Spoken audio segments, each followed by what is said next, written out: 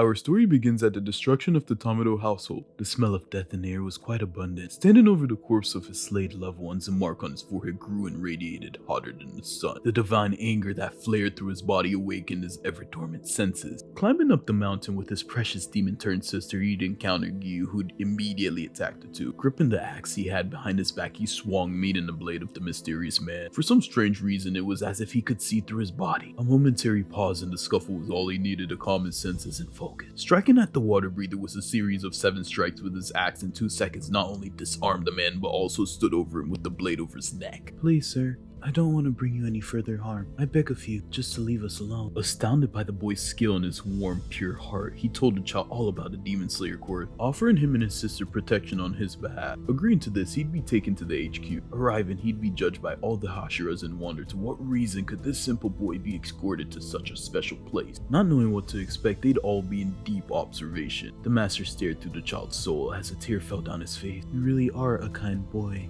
Tanjiro. We will begin your Hashira training tomorrow. Mouths drop into the floor from all pillars. The wind and snake Hashira would step up to Tamado, questioning his skill. Getting a head nod of approval from the master, the boy's entire demeanor changed. In the blink of an eye, he hit both Hashiras with a multitude of blows to their pressure points, rendering both unconscious. The rest bowed their head to the child in honor. The next coming months, he trained with the best slayers alive. Basic stamina with Uzui, flexibility with Mitsuru, quick movement with Muchiro, sword skill revision with Iguro, and muscle reinforcement with Goimi. Rengoku helped him set his heart ablaze, aligning the boy on the path of only sun breathing. Finally, the circle was complete. Our scene skips to Mount Natago. Arriving, he'd behead Rui with a basic sword slash, saving Inosuke and Netsu, who he wouldn't be close to in this timeline. Accompanying Rengoku to the Mugen train, the Flame Hashira would protect the passengers, and Tanjiro would end up solo in Hakaza. With being born with the Demon Slayer mark, he'd always be in the selfless state, decapitating the battle-hungry warrior ending his lot. Walking through the gates of the entertainment district with Tengen, the putrid smell of Dabi couldn't escape the child prodigy. Blitzing through the house she was posted at, he took the head off the devil without her noticing his presence in the room. Emerging from the shadows would be Gaitaro. Without hesitation, Tanjiro engaged both demons by himself. Using Sun Halo Dragon Dance, he'd exorcise both siblings, send them free from this accursed world. The Swordsmith Village, because of having full access of the see-through world, he'd immediately destroy Hantengu by setting his tongue ablaze. The news about the Master of all Slayers sent shockwaves of anger, motivating him down the hallways of the Infinity Castle. Meeting up with Doma, the lack of emotions and defeat disgusted the prodigy. Wasting no time, he'd blitz the devil, destroying him before he could even open his fan. Stepping into the room reside in the first upper moon, he was startled by the boy that reminded him so much of his brother. Every step made by Kamado sunk the disloyal ex-slayer's heart, making him attack in fear, getting cut down in one slash, engulfing his core, finishing off what Yoruichi started. Last but not least, Tanjiro faced off against Muzan, the disgusting creature, cutting down every single molecule, preventing him from regenerating until the sun erased him from existence, cleansing this earth from evil forever.